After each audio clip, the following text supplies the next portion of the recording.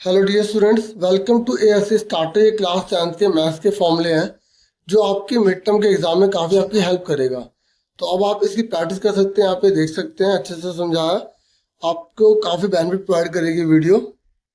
देखिए, सबसे पहले डिस्टेंस चैप्टर जो है ना आपका कोऑर्डिनेट ज्योमेट्री, उसके फॉर्मूले यहाँ पे मैं आपको समझा रहा हूँ। यहाँ पर जो ऊपर देख रहे हैं ना मोड 3 मीटर, ये आपके सेकंड टर्म में यूज होगा। ठीक है, जो मिड टर्म में आपके आ रहे हैं ना चैप्टर, उसके जो फॉर्मूले वो मैं आपको इसमें समझा रहा हूँ। ठीक है, तो आप ध्यान से समझिए सारी वीडियोस। जो डिस्टेंस फॉर्मूले वाले चैप्टर पर, तो x1 है, ये y1 है, ये x1 है, ये y1 है, ये a दे रखा है और ये b दे रखा है। इन दोनों के बीच के डिस्टेंस निकालने का फॉर्मूला होता है x2 minus x1 square plus y2 minus y1 square. फिर हमें लगाना पड़ता है इक्वी डिस्टेंस फॉर्मूला, मतलब ये वाला पॉइंट इन दोनों से बराबर दूरी पर है। ठीक है, तो ए पी बराबर पी बी हो जाएगा। तो दो बार फॉर्मूला लगा देंगे, x2 माइनस x1 का square plus y2 minus y1 का square equal to x2 minus x1 का square plus y2 minus y1 का स्क्वायर रूट में क्या लगाएंगे, रूट में। फिर रूट से रूट काट देंगे। ठीक है, फिर मिड पॉइंट फॉर्मूला, मतलब जैसे कोई सर्कल है, उसके बीच का पॉइंट या कोई लाइन है उसके बीच का पॉइंट। तो x equal to x1 plus x2 अपन में 2, y equal to y1 plus y2 अपन में 2, यानी कि x y क्या कि ये दोनों एक साथ लिखते हैं। फिर अगर किसी ट्रायंगल के बीचों बीच का अगर हमें पार्ट निकालना है, तो इसका x1 x2 x3 अपन में 3 हो जाएगा। तीनों को जोड़ के 3 से डिवाइड कर देंगे, तीनों को जोड़ के 3 से डिवाइड कर देंगे। और जब हम इसको निकालते हैं तो रेशियो 1:2 में निकलता है। अगर मीडियन निकालोगे ना, ये मीडियन की लेंथ, तो पहले आपको इसका मिड पॉइंट निकालना पड़ेगा, फिर आपको डिस्टेंस फॉर्मूला लगाना पड़ेगा। ये क्वेश्चन आ जाता है एग्जाम में। ठीक है, माध्यिका निकालने वाला क्वेश्चन अच्छे से कर लेना।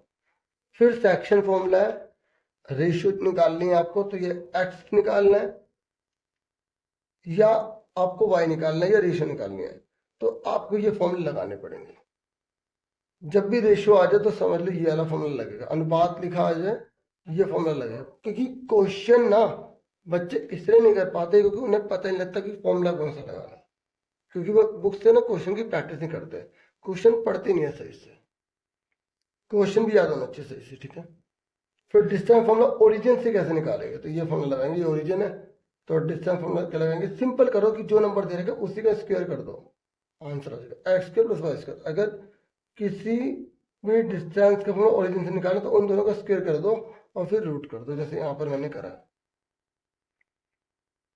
फिर आप आ जाओ चैप्टर नंबर 3 पर। तो यहाँ पर आप लीनियर इक्वेशन पढ़ रहे हो। देखो, आपको पता होना चाहिए ये इक्वेशन का नाम क्या होता है। ये लीनियर इक्वेशन 2 वेरिएबल वाली होती है। इसमें x के साथ देखो a1 b1 c1 a2 b2 c2, क्योंकि यहाँ पर दो इक्वेशन है इसलिए a1 b1 c1 लिखना पड़ रहा है, क्योंकि यहाँ पर हमने कुछ भी नहीं लिखा था। और अगर इसको डिवाइड करने पर ये इक्वल नहीं आते तो इसे इंटरसेक्टिंग बोलेंगे, क्योंकि ये पॉइंट पे यहाँ काट रहा है, इसलिए इसका वन सॉल्यूशन होगा। क्या होगा, एक हल होगा। और जिनका हल होता है उसे हम कंसिस्टेंट कहते हैं। क्या बोलते हैं, कंसिस्टेंट, हिंदी में संगत कहते हैं। अगर आपसे बोलोगे संगत है या नहीं, तो आप बोलोगे अगर इस तरीके से आ रहा तो है। अगर आपसे पूछ रहे कितने सॉल्यूशन है, तो अगर ये काट रहे हैं, बराबर नहीं आ रहे, बराबर कैसे, जैसे 3/4 आ गया not equal to 4, 3/5 not equal to 1/2/5, ये तीनों बराबर ही नहीं आ रहे, तो इसको ही हम बोलते हैं कि ये कंसिस्टेंट होगा, इंटरसेक्टिंग होगा और वन सॉल्यूशन वाला होगा। और अगर एक बराबर आ जाए एक बराबर ना आए तो उसे हम पैरेलल कहते हैं। ठीक है, इस तरह का डायग्राम, क्योंकि इसमें कोई भी टच नहीं कर रहा तो नो सॉल्यूशन आ जाएगा।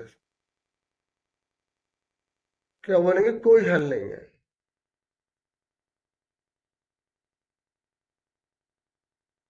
क्या बोलेंगे इसे, इनकंसिस्टेंट, इनकंसिस्टेंट। क्या बोलेंगे इसे, असंगत।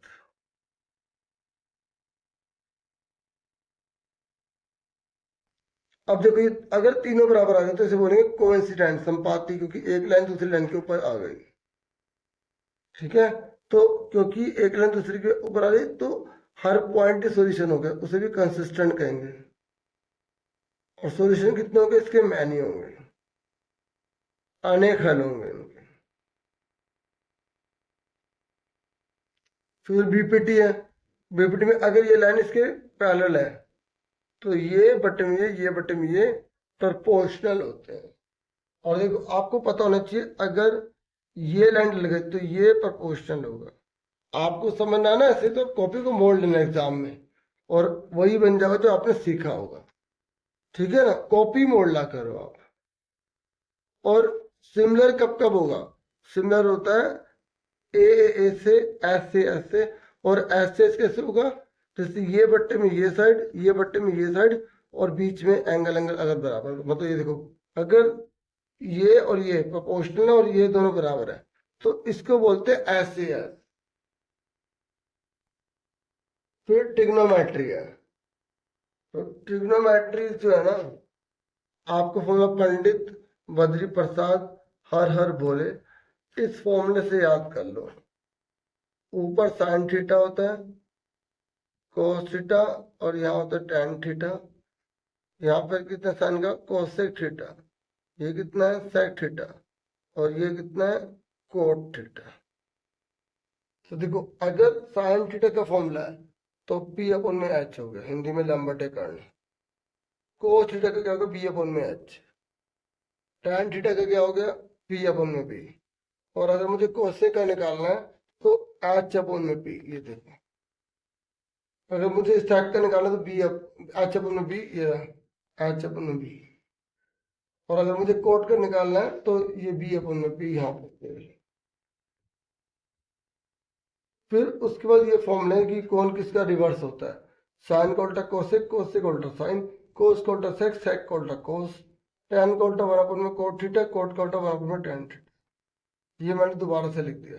और आपको ये भी पता होना चाहिए कि टेन थीटा बराबर होता है साइन थीटा बटे में कोस थीटा, मतलब साइन और कोस को डिवाइड करके टेन थीटा निकलता है।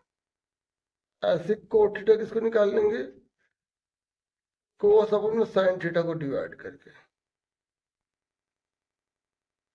ठीक है, ऐसे ही आप टेन थीटा एक और तरीके से निकाल सकते हो, सेक थीटा अपॉन में कोसेक थीटा, क्योंकि सेक का उल्टा वन अपॉन में कोस हो जाएगा, तो कोसेक का वन अपॉन में साइन, तो साइन ऊपर आएगा, साइन अपॉन में कोसेक टेन। ऐसे ही कोट का क्या होगा? कोसेक अपॉन में सेक थीटा। ये मैंने फॉर्मूला लिख दिया, आपको समझ में आ गया होगा। यहाँ पे मैंने बता दिया था, यहाँ पे दोबारा से बता रखा हूँ। फिर अगर पावर लिखी आ जाए, आपको पहचान में आना चाहिए कि फॉर्मूला कौन सा लगाना है, ये कब लगाना है, ये कब लगाना है। जब पावर दे रखी है और थीटा दे रखा है सेम सेम, तो इस पूरे की वैल्यू वन होगी। इसको उधर लेगा तो एक फॉर्मूला और बन गया, फिर इसको उधर लेगा तो एक फॉर्मूला और बन गया। ऐसे ही cos square theta minus cos square theta, ये हो गया। इसको उधर लेके एक फॉर्मूला बन गया, फिर इसको इधर लिया, इसको उधर ले गए तो ये फॉर्मूला बन गया।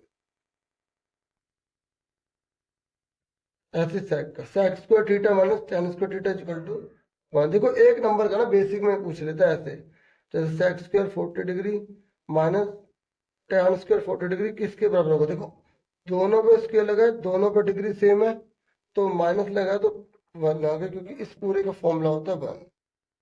तो आपसे इस तरीके से पूछ सकता है। ठीक है, फिर आपको ये वैल्यूज पता होनी चाहिए कि साइन 0, साइन 30, साइन 40, इन सब की वैल्यू क्या होती है।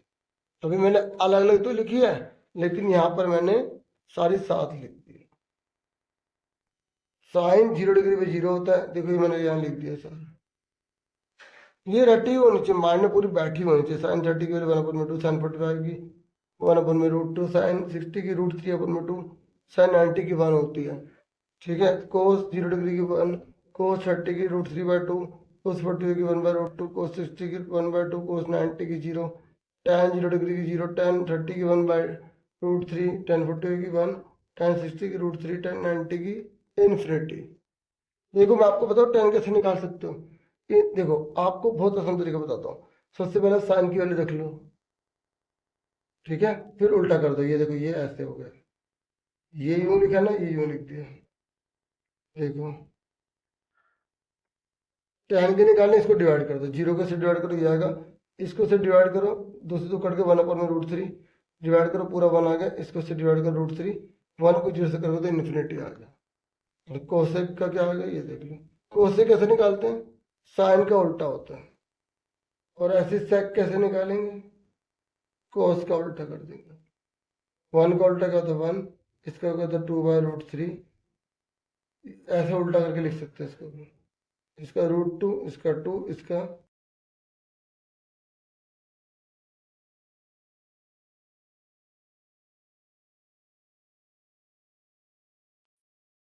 जीरो का उल्टा इन्फिनिटी हो जाएगा। ऐसे कोट थीटा का कैसे निकालोगे, ये जो कोट थीटा है इसका उल्टा कर दो, और 10 का उल्टा कर दो, यहाँ पे √3 था, ठीक है। करेक्शन कर लो, जीरो का इन्फिनिटी का 1/√3 का √3, 1 का 1, √3 का 1/√3, इसका इन्फिनिटी का 0, ठीक है। और ये फॉर्मूले देख लो अच्छे से। अगर एचसीएफ 2 कंसेक्यूटिव नंबर का निकालना तो 1 आएगा, अगर एचसीएफ 2 इवन कंसेक्यूटिव नंबर का निकालना तो 2 आएगा। हिंदी में दो क्रमागत संख्याओं का एचसीएफ, दो क्रमागत सम संख्याओं का एचसीएफ, ये अच्छे से कर लो। दो क्रमागत विषम संख्याओं का एचसीएफ 1 और दो क्रमागत अभाज्य संख्याओं का एचसीएफ क्या है, ठीक है। और फिर LCM of 2 consecutive prime number is product of 2 number, ये आंसर लिखा है मैंने। देखो अगर प्राइम नंबर का बोलेगा ना तो a इंटू बी करना, लेकिन अगर इवन नंबर का बोल देगा ना, इवन नंबर का, ये देखो, तो आपको 2 से मल्टीप्लाई भी करना है, फिर 2 को बटे में ले जाना अगर एलसीएम निकालने को आ जाए तो। ये क्वेश्चन बहुत इंपॉर्टेंट है, ठीक है, हिंदी में मैंने यहाँ लिख दिया। दो क्रमागत संख्याओं का एलसीएम निकालना तो उन दो संख्याओं का गुणनफल हो जाएगा। इसका नहीं लिखा मैं, इसका हिंदी में बोल देता हूँ। हमें अगर एलसीएम निकालना है दो क्रमागत सम संख्या होगा तो वो a into b equal 2 multiply LCM होगा। और अगर मुझे एलसीएम निकालना है तो क्या करूंगा, a इंटू बी अपॉन में 2 कर दूंगा। देखो अगर मैं इसको थीटा मानूंगा, ये एप्लीकेशन वाला चैप्टर है ट्रिग्नोमेट्री का, तो उसमें काम आएगा। अगर मैं इसको थीटा मानूंगा तो थीटा वाली लाइन को बेस कहते हैं और इसको पी कहते हैं। और अगर मैं इसको थीटा मानूंगा तो इसको पी और इस थीटा वाली लाइन को बेस, इसको थीटा मानते हैं उस लाइन को बेस कहते हैं। और एग्जाम में क्वेश्चन आ जाए कि अगर ये इतना है ये इतना, तो थीटा कितना होगा, तो आपको उससे डिवाइड कर देना है। और √3 आ रहा है तो √3 में tan किसके बराबर होता है, देखो 60 के, तो यहाँ पे 60 वैल्यू आ गई। और इसको से डिवाइड कर दो तो 45 आ रहा है। 45 tan किसके बराबर होता है, आपको tan ही याद करना है, 1 के, तो 45 आ गया 1। और अगर हम इसको डिवाइड कर रहे हैं तो आंसर आ रहा है tan √3, यानी कि 1/√3 आ रहा है। और 1/√3 आ रहा है तो 1/√3 किसके हो रहा है, tan 30 के, तो 30 डिग्री आ गया। तो इस तरह के क्वेश्चन भी एग्जाम में आ जाता है। ये मैंने करके दिखा दिया। अगर ये थीटा ऊपर वाले को थीटा मानेंगे तो थीटा वाले लाइन को क्या कहलाएगा बताओ, थीटा वाले लाइन को बेस कहते हैं और इसको पी कहते हैं। अब फॉर्मूला तो वही रहेगा, पी अपन में बी, तो 10 अपन में 10√3, तो ये कट गया तो 1/√3, तो 1/√3 की वैल्यू 30 डिग्री होता है। ये देखो अगर इसको थीटा मानेंगे तो इस लाइन को बेस बोलेंगे, इसको पी बोलेंगे। और अब थीटा माना और दोनों सेम है तो फर्क नहीं पड़ेगा, एक ही आंसर आएगा, तो 45 डिग्री हो जाएगा। और अगर इस तरीके से क्वेश्चन है तो आप देखो, मैंने थीटा मान लो, इसको माना है, अगर थीटा इसको माना तो ये पी हो गया तो पी, वैसे मैंने थीटा इसको माना था, ठीक है, ये थीटा माना था, तो ये ऊपर लिखेंगे 5 × 3 और ये 5 × √3 लिखेंगे। तो 5 से 5 कट गया और 3 के 2 पार्ट करता हूँ तो √3 आ गया, ठीक है। और √3 इसके बराबर है tan 60 के ना, तो 60 डिग्री आ गया।